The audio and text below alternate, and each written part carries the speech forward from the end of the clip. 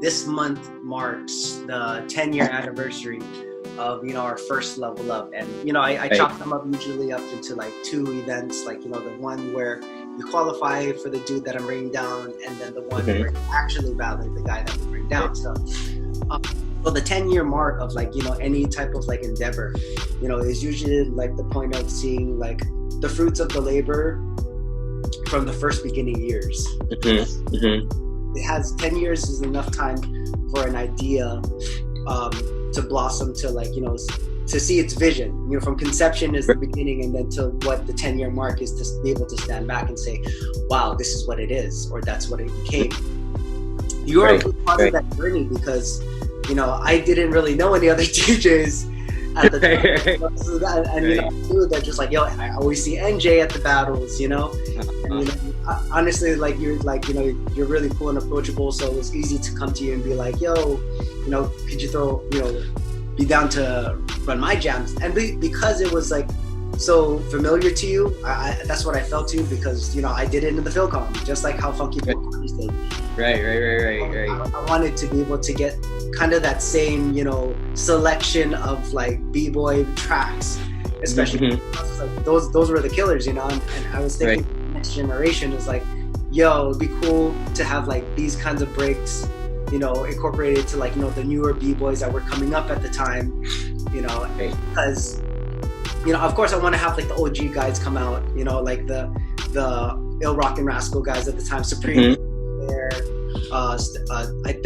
I want to say Child's Play. I don't think Child's Play came at that time. There was more basic styles and like the Team Killer Funk and Army of Terror from Eva B. It was like, in it, man. it's dope with that. Like, do you remember there was a time that I think you got caught in traffic for one of the level ups? Oh yeah, because I work that day. Floors there and all that stuff, and then it's like, I remember it was getting like, I think it was starting to rain or something, so everybody wanted to come in already. So I was like, shoot, and everybody's, Tom, could we come in and stretch and practice at least a little bit? So like, okay. I need to go into my trunk, and I have like my big boombox thing, the Ghetto Blasters, like the early 2000s. I pull it out and it's like, all right guys, hey, Enjay's on his way, but we got this for now. You guys can I was like, oh my god. I remember the blaster when I came in. I was like, oh dang. Oh, that's crazy, man.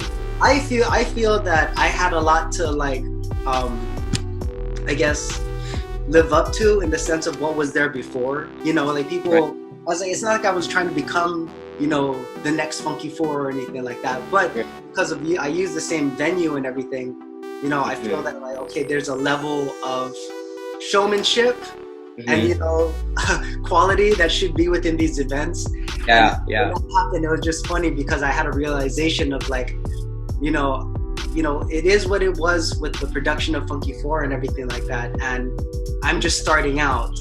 So it's okay to look super ghetto like this. It was like, what is this event photo? It's like, and there was cats from Maui and Big Island, I think, that came out to that one too. It's like, that was very shame of me. It was like, wow, look at this freaking Oahu promoter.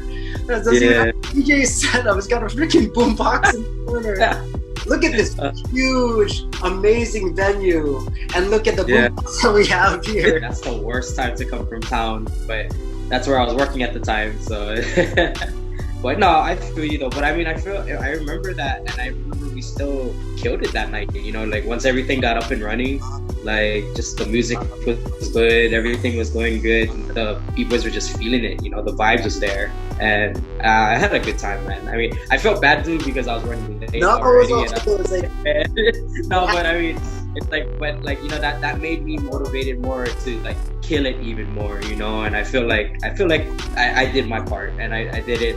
I made up for the being late. From all the answers, they're like, dude, your beats are on point, like the jams was thrown down. I had a great time. I'm like, thanks, man. I tried my best. I mean, that's all I try to do when I do what I gotta do. I think I have to give credit to Will Paco, because he helped me get started with the b-boy stuff. Because I was doing a lot of his events before I started doing other people's events, like with you and everything. So when Will was starting his events, he turned me onto a bunch of b-boy tracks, and he showed me. So pretty much a lot of the stuff that I was playing before I started like hunting even more deeper into the tracks, he helped me get started with that. So I gotta give props to him for kind of getting me like in the knowledge of what's hype on the b-boy. And he was showing me a lot of like the b-boy, like the international b-boy videos, and then that's where I would get like the tracks from there too, because like they're digging the hype on that. So I would try to bring that here to Hawaii, you know, like translate what they're on the scene. And then I know a lot of the b-boys knew those tracks too, because they watch the same videos, you know. So that's why for me it's like, okay, so as long as I know they're watching the videos, I know they'll get down to the tracks. Those are like the hype tracks that everybody's all into. So yeah, for me, when I started digging for tracks, it was always off of videos that I would watch on YouTube, and then I would like hunt for those tracks. I had like b-boy forums that they post up music lists and everything. So I'm like, oh, there you go. That's how I started putting